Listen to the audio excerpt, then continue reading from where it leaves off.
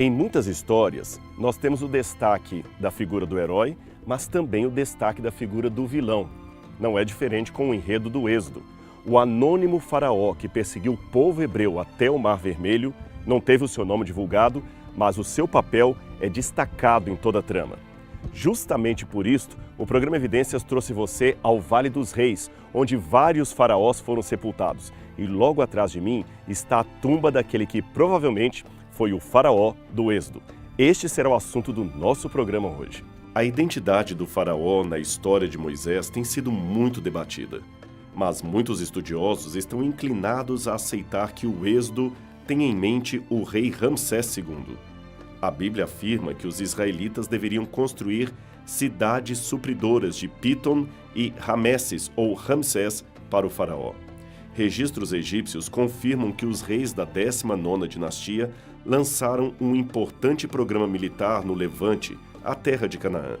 Como parte desse esforço, o rei Sete I construiu uma nova cidade de guarnição e o seu sucessor, Ramsés II, a chamou mais tarde de Pi-Ramsés. Ramsés II também construiu uma segunda cidade dedicada ao seu patrono pessoal, Atum, que também seria chamada de Per-Atum. Estas duas cidades são provavelmente as bíblicas Ramsés e Pitom.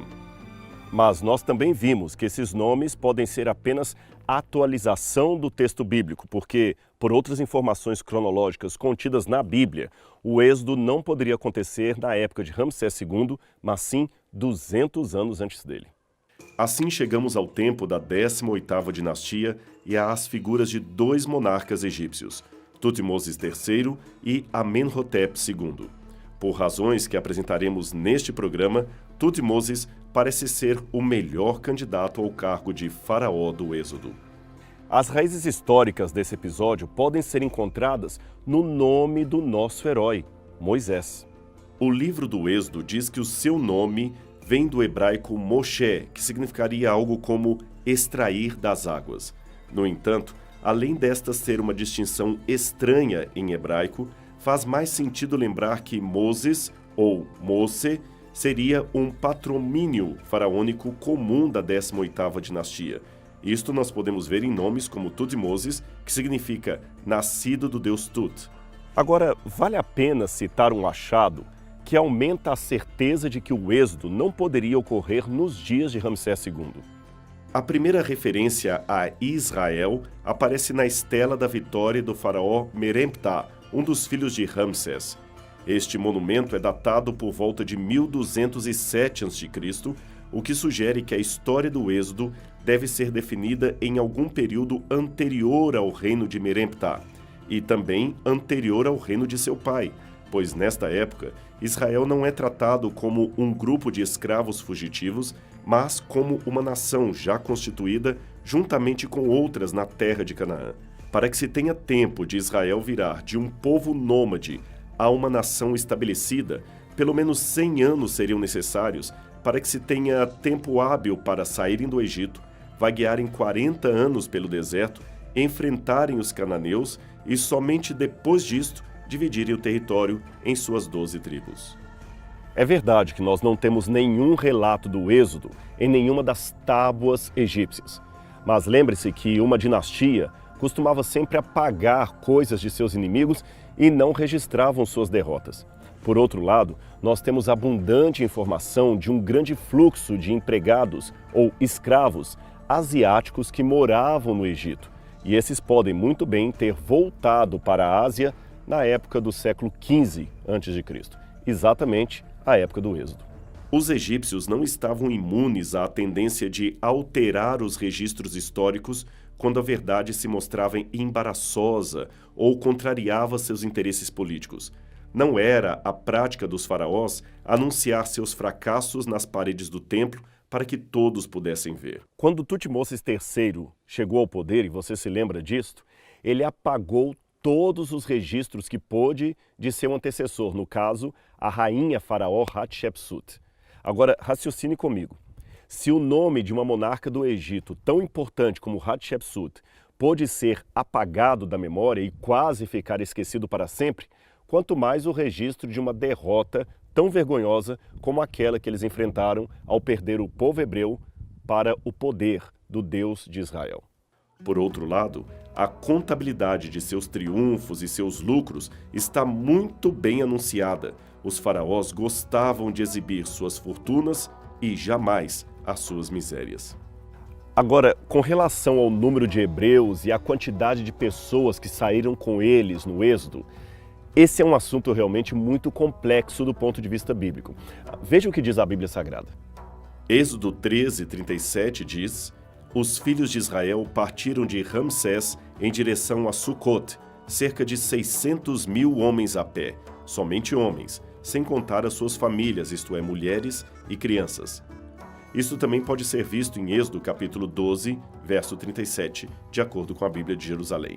Com base nessa passagem bíblica, alguns chegam à conclusão de que saíram do Egito, no Êxodo, cerca de 2 a 4 milhões de pessoas, porque o texto bíblico diz que ali estavam fora mulheres e crianças. Portanto, contando uma média de 4 pessoas por família, eles chegam a esta elevada quantia. De fato, o livro de Números fala de um recenseamento de Israel que confere com os outros números apresentados no livro de Êxodo. Números 1:46 diz: o total de recenseados foi de 603.550. E também no livro de Números 26:51 temos: os filhos de Israel eram, portanto, 601.730 recenseados. O primeiro problema com esse texto é o número espantoso que ele sugere. De acordo com o livro do Gênesis, Faraó convidou Jacó e os demais irmãos de José a morarem do Egito, e eles aceitaram. De acordo com Gênesis 46, verso 6, eles tomaram seus rebanhos e tudo o que tinham adquirido na terra de Canaã e vieram para o Egito, Jacó e todos os seus descendentes com ele, seus filhos e os filhos de seus filhos, suas filhas e as filhas de seus filhos. Todos os seus descendentes, ele os levou consigo para o Egito. De acordo com Gênesis 46, 27, é dito que o número daqueles que foram morar no Egito era de 70 pessoas. Atos 7, verso 14, menciona que esse número foi de 75 pessoas. Isto é por causa da tradução grega do texto de Gênesis 46, que acrescenta 5 descendentes de Efraim e Manassés. Sendo 70 ou 75 pessoas, a pergunta é como esse número tão pequeno, quase inexpressivo, se tornaria 2 ou 3 milhões de pessoas apenas alguns séculos depois. Ora, o erudito judeu Nahum Sarna, morto em 2006, respondeu bem a esta questão.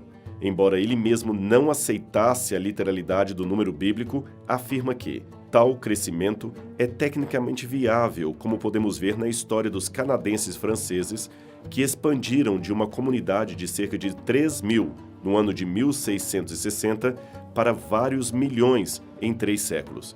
Menos tempo e mais pessoas. Temos ainda o exemplo dos judeus russos do século XIX, que entre 1825 e 1900 expandiram de 1,6 milhão para 5.175.000 pessoas. O problema é que a viabilidade do número de crescimento não resolve todos os impasses. Como vimos em programas evidências anteriores, o cômputo do número de escravos no Egito era de 200 a 400 mil, não mais do que isto, e não 2 a 3 milhões de pessoas. Novamente, voltamos à estaca zero com o problema do número de hebreus que havia no Egito. Ademais, 2 a 3 milhões de pessoas saindo representariam quase 70% da população abandonando as terras faraônicas em direção ao deserto. Como isto poderia se dar sem deixar nenhum registro do êxodo em massa? O país ficaria praticamente vazio. Um outro problema, outra questão que os críticos apontam é que, sendo a população do Egito estimada em torno de 4 milhões e meio de pessoas, 2 milhões saindo da terra de Faraó ao mesmo tempo seria um grande buraco que deixaria um registro forte, indelével na história. Por outro lado, nem todos os grandes êxodos populacionais ou os grandes números de pessoas do passado deixavam registros como muitos imaginam. Heródoto afirma que 1 milhão de persas invadiram a Grécia em 480 a.C. Os números foram, sem dúvida, exagerados, como aliás eram a maioria dos registros antigos, mas ninguém alega que a invasão da Grécia nunca teria ocorrido. Dito isto, como argumenta o egiptólogo Kenneth Keaton, a palavra hebraica para 1000 é Elef, que pode significar coisas diferentes dependendo do contexto. Pode até denotar um grupo, clã ou um líder, isto é, um chefe. Em outro lugar da Bíblia, a palavra Elef, em hebraico, não poderia ser traduzida por 1000. Veja o exemplo. Em 1 Reis 20, verso 30, menciona uma muralha caindo em Afek, e esta muralha matou 27.000 homens. Se traduzirmos Elef como sendo líder, o texto faz mais sentido, pois significaria que 27 oficiais teriam sido mortos pela queda da muralha. Seguindo essa concatenação de ideias, alguns sugerem que os que deixaram o Egito durante o êxodo seriam 10 a 20 mil pessoas, e não 2 ou 3 milhões, como muitos sugerem. Mas é bom deixar claro que muitos teólogos, muitos comentaristas sérios ainda apostam no número de milhões. Portanto, este é um assunto ainda dividido no meio da academia. A ausência de provas materiais de uma estada no deserto não seria argumento para nada. Um grupo semita em condições migratórias não teria deixado evidências diretas. Eles não teriam construído cidades, monumentos ou feito nada além de deixar pegadas na areia que logo eram desfeitas pela ação do tempo. Uma coisa que ninguém pode esquecer, e já falamos diversas vezes no programa Evidências, é que a arqueologia trabalha com fragmentos de história. Nós não temos, infelizmente, o quadro completo. O Senhor disse a Moisés e a Arão no Egito: passem então um pouco de sangue nas laterais e nas vigas superiores das portas das casas nas quais vocês comerão o animal. Naquela mesma noite, comerão a carne assada no fogo, juntamente com ervas amargas e pão sem fermento. Êxodo capítulo 12, versos 1 a 8. Esse ato de Deus de mandar que os hebreus pintassem os umbrais das portas com sangue é bastante significativo. Alguma vez você já se perguntou por que Deus pediu aos filhos de Israel para pintar sangue no lintel, em suas portas e nas portas de suas casas, antes da 10ª praga de Êxodo 12, verso 7? Claro, você responde que aquilo serviria para ser um sinal, a fim de que o anjo da morte passasse por essas casas sem matar os primogênitos que ali havia. Isto é verdade. Mas por que as ombreiras das portas? Como ninguém é mantido fora de uma casa por umbrais, por que não pintar algo como uma cruz na própria porta? A arqueologia egípcia nos fornece a resposta. Este foi um ato de Deus bastante significativo que nos ensina algo a respeito da salvação. Quando chegaram ao Egito, os israelitas eram um povo que se mantinha como uma raça distinta, não tendo nada em comum com os egípcios nos costumes ou na religião, e assim retinha o conhecimento do Senhor. Essa distinção, porém, mudou rapidamente após a morte de José, e na época da sarça ardente, Moisés havia se preocupado com a cegueira e a ignorância e a incredulidade do seu povo, pois, afinal de contas, muitos dos quais ali estavam quase destituídos do conhecimento de Deus. De acordo com o relato bíblico, os hebreus já não eram mais nômades, mas agora eles estavam morando em casas, um costume que certamente eles aprenderam com os egípcios. Você pode ver isso em Êxodo, capítulo 12, verso 22. Na verdade, eles estavam se tornando cada vez mais egípcios no seu comportamento. E isto é importante para entender o relato que se segue. Os egípcios acreditavam em uma vida eterna após a morte, e as suas práticas de construção, que os israelitas adotaram, refletiam essa crença. Os egípcios construíam suas moradias da forma mais humilde, seja da casa dos escravos até mesmo aos luxuosos palácios. Tudo era feito com material de construção simples, tijolos de barro. Eles faziam assim porque esta vida atual era, em sua concepção, temporária. Eles usavam então materiais de construção temporários tanto para suas casas como para os palácios. Em contraste, os templos e as tumbas eram feitos de pedra, refletindo uma vida eterna após a morte. Qualquer edifício que fosse usado para a vida após a morte fosse um túmulo, um templo ou santuário, teria de ser feito de um material que durasse para sempre. A única exceção a esta regra arquitetônica eram os batentes das portas e os lintéis ou umbrais de sua casa. Como eu disse, as casas eram feitas de tijolos de barro. Os umbrais, contudo, eram geralmente feitos de pedra. Este estilo de construção refletia a sua crença no que constituía um ser humano. Os egípcios geralmente acreditavam em 5 partes do ser humano. Se uma dessas partes deixasse de existir ou fosse destruída, a pessoa também deixaria de existir por toda a eternidade. O corpo físico era apenas uma parte, e por isto a mumificação era muito importante. O corpo tinha que sobreviver à morte para que a pessoa pudesse ter vida eterna no além-túmulo. A outra parte que constituía o ser humano era a sombra. Eles acreditavam que a sombra humana demonstrava a realidade de uma parte muito real do que seria uma pessoa completa. Havia também uma outra parte da constituição humana, que era a Ka, a alma ou a força vital. Os cristãos chamavam a força que Deus nos dá de sopro ou fôlego de vida, de acordo com Gênesis 2, verso 7. Havia também uma quarta parte que constituía um ser humano, chamada de Ba, ou traços de caráter. A última parte, porém, que constituía o corpo da humanidade, seria o nome da própria pessoa. Nós não podemos, em egiptologia, subestimar a importância dos nomes. Para os antigos egípcios, o nome era uma parte muito real do ser de uma pessoa. Portanto, qualquer turista moderno que visitar o Egito encontrará exemplos de nomes que foram esculpidos da estatuária remanescente. Hatshepsut, por exemplo, viveu pouco antes do êxodo e governou o Egito por cerca de 20 anos depois que a morte encurtou o reinado de seu marido. Algum tempo após a sua morte, no entanto, o nome de Hatshepsut foi arranhado de muitos monumentos num claro esforço para apagá-lo e assim apagar a própria Hatshepsut da vida após a morte.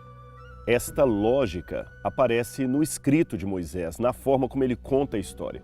Perceba que ele não menciona em momento algum o nome do faraó, mas sugere ou fornece o nome de 2 parteiras que eram leais a Deus, como você pode ver em Êxodo, capítulo 1, versículo 15. Faraó rejeitara a Deus. Logo, o seu nome não era mais importante e poderia, na verdade, deveria ser esquecido, olvidado na história. Para combater a perda potencial de seus nomes, a realeza e a nobreza dos egípcios construíram grandes monumentos de pedra com seus nomes gravados em vários lugares, no maior número de lugares possível. Os menos ricos, é claro, não poderiam se dar ao luxo de fazer isto. Nesse caso, as suas casas, embora feitas de tijolos de barro, eram construídas com postes de pedra e lintéis. Nesses lintéis seriam escritos os nomes daqueles que moravam dentro da casa. Mesmo que a casa fosse destruída, a chance do nome existir, através da sobrevivência do lintel de pedra, era muito grande. E eles estavam certos. Pelo menos no nome, eles continuariam sobrevivendo ao longo do tempo. A arqueologia tem encontrado muitos desses lintéis, e à medida que mais e mais desses batentes ou lintéis são escavados, os nomes de seus antigos proprietários permanecem intactos. Egiptólogos que escavavam a região do delta do Nilo, a região pantanosa setentrional onde os israelitas moravam, descobriram muitas dessas antigas ombreiras e vergas do Novo Reino, datando do período do Êxodo. A região do delta é muito úmida, mas as pedras que ali havia permaneceram. Além disto, as diversas portas falsas que encontramos também nos dizem muito a respeito da superstição egípcia. Estas portas já mencionamos em outro programa anterior, tendo relação com a crença espiritual egípcia e a ideia da existência após a morte de vários fragmentos que constituíam uma pessoa. Além disto, essa porta seria a relação entre o mundo dos vivos e o mundo dos mortos, e o seu uso se estendeu até para pessoas fora da elite faraônica, que, embora não usufruíssem de túmulos grandiosos como os dos faraós, ainda assim faziam uso de tais objetos e de tais cerimônias. Era comum nessas portas que a Hetep de Nissu, ou seja, as fórmulas de oferenda, fossem esculpidas, esperando assim que o sustento do falecido fosse garantido no mundo do além. Estas entradas ou estas portas não serviam somente aos humanos, mas também os deuses faziam uso delas, a exemplo da porta falsa encontrada no templo de Sete I, pertencente à época do Novo Império em Ábidos. Agora, imagine que toda essa superstição também contaminara os hebreus que moravam no Egito. A essa altura do campeonato, eles já tinham suas casas feitas de tijolo, de adobe e, nos umbrais, cheias de nomes e de superstições, parte do paganismo da época. Apagar com sangue as inscrições que estivessem nos umbrais das portas representaria rejeitar a religiosidade, a prática e a superstição egípcia para abraçar pela fé a promessa do Deus de seus ancestrais, o Deus de Abraão, Isaque e Jacó. Nós estamos diante da tumba de Tutmoses III. Já tem 20 anos que ela está fechada e não é aberta ao público. Inclusive tem muito lixo aqui. Mas o que está lá dentro oferece bons indícios acerca do faraó do Êxodo. Esta é uma foto do arqueólogo francês Victor Loret, que descobriu a múmia de Tutmoses III em 1898. À semelhança do que aconteceu com outros túmulos, este também foi alvo de pilhagem feitas tanto na antiguidade quanto por ladrões de sepultura. As suas paredes encontram-se decoradas com figuras esguias pintadas a negro e vermelho sobre um fundo cinzento, que pretendia simular o aspecto de um papiro. Ali também encontra-se a versão completa do livro de Amduat, e isto nos interessa em princípio. O livro da Amduat, com as suas estações, era tão importante como o famoso Livro dos Mortos. Ela funcionava como uma espécie de mapa do além. Era um guia para direcionar a alma do egípcio até o reino de Osíris após a sua morte. Este livro, como eu já falei, está desenhado na parede do túmulo e é o mais completo até agora descoberto. O que nos interessa, no entanto, é o texto inédito que aparece na 10ª estação, com uma oração especial para os afogados. Ouça o que o texto diz. Palavras ditas por Horus aos afogados, aos que mergulharam, aos que flutuam sobre a face de Nu, aos que estão no abismo da Duat. Ó vós que estáis submersos na obscuridade, no abismo, cujas mãos cobrem o seu rosto. Ó vós cujos rostos estão mergulhados na Duat, cujas espinhas dorsais ficaram na inundação. Ó vós que nadais no abismo, flutuando estendidos sobre suas costas, com o rosto voltado para trás. Que haja ar para vossas almas, para que elas não se asfixiem, que vossos braços remem sem estar ocultos, que possais abrir um caminho reto no abismo, com os vossos pés sem que vossos joelhos estejam ocultos, que possais sair da inundação. Que vossos corpos não cheirem mal pela putrefação, nem vossa carne esteja em decomposição. Tendes o poder sobre a vossa água, respirais porque eu o tenho decretado. Vós sois os que realmente estáis na inundação, os que foram afogados, porque seguiram a minha carne, que traz vida a vossos ossos. Veja, esta oração que você acabou de ouvir fala de uma multidão que morre afogada com Faraó, certamente uma multidão de soldados, e isto ecoa bem de perto o que está no relato do Êxodo. Mas as evidências não param por aqui. Tem mais. A múmia que foi encontrada no sarcófago não é a múmia do rei, mas alguém sepultado no lugar dele. Tutmoses III reinou por aproximadamente 55 anos e morreu, muito provavelmente, na casa dos 60 anos de idade. Porém, a múmia que estava em sua tumba era de um indivíduo novo, com pouco mais de 20 anos de idade. A ideia que muitos têm é que depois do episódio do Êxodo, os sacerdotes não encontraram o corpo de Faraó às margens do Mar Vermelho. Em virtude disto, acabaram sepultando outra pessoa no lugar do rei para que o povo não soubesse da terrível novidade, ou seja, que Faraó morreu afogado no mar. A evidência diz que Faraó morrera afogado no mar, e isto nos vem da própria Bíblia. Veja o que diz o salmista. Mas lançou a Faraó e seu exército no Mar Vermelho. Salmo 136, verso 15. O curioso é que o papiro de Pulver Aquele que menciona as pragas do Egito na ótica de um egípcio, também fala que o faraó morreu sem ter, digamos, um velório apropriado. E talvez essa múmia explique o porquê desta menção no papiro de Pulver. Considerando a possibilidade de Tutmosis III ter sido o faraó do Êxodo, veja uma reconstrução gráfica a partir de suas estátuas de como seria o seu rosto originalmente. Aqui está.